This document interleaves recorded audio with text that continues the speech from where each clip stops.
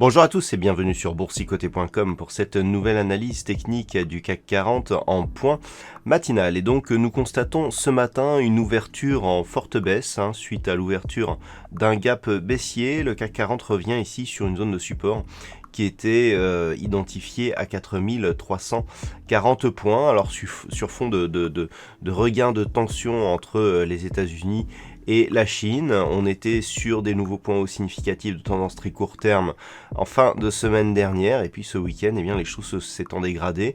On revient ici sur cette zone de support. Du point de vue des indicateurs techniques, nous avons une configuration donc qui confirme le biais baissier. On avait eu un petit affaiblissement dès jeudi. On confirme ici sur les histogrammes du MACD et sur le RSI qui baisse fortement. Alors pour le moment, d'un point de vue global, ça reste neutre. C'est ce que l'on voit d'ailleurs sur ces indicateurs. Mais au niveau des signaux, alors ce n'est pas très bon.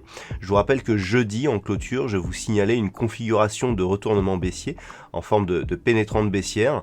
On en a la confirmation ce jour, avec cette ouverture ici sur ce gap baissier, sur le franchissement net de la moyenne mobile 20 exponentielle, on revient donc sur cette zone. Et puis, il y a une autre configuration, à savoir ici cette dynamique qui montait d'un point de vue très court terme ici, au-dessus de ce support oblique. On a connu donc un franchissement sur un petit gap ici, on est venu neutraliser, puis au final on a marqué un nouveau point haut significatif, mais ce point haut, lorsque l'on regarde bien, eh bien il était venu tester ici cet ancien support comme résistance, et le fait ici d'avoir cette cassure, ce nouveau point haut met en test de l'ancien support comme résistance et cet accès baissier montre une construction technique réelle de retournement avec donc cette zone de support qui devient résistance et une accélération. Donc le biais ici, il va devenir baissier si on repasse sous des zones de support majeur. Alors on a cette zone des 4340 qui est une zone intermédiaire. Il va falloir surveiller donc l'évolution du CAC 40. Il y a plusieurs nouveaux sujets qui sont en train de tendre un petit peu le marché. On a donc ces tensions entre les États-Unis et la Chine qui menacent la Chine donc les États-Unis qui menacent la Chine de représailles par rapport justement à l'émergence du virus et notamment sur ses origines.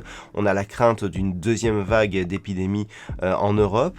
Donc ces craintes ici pourraient faire passer les cours sous cette zone de 4340 points, auquel cas eh bien, nous aurions ici une construction de retournement avec plusieurs signaux possibles, et donc cette rupture ici pourrait nous ramener techniquement ici sur la zone de support.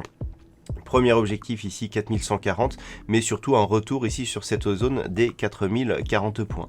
Donc c'est le niveau qu'il faudra surveiller.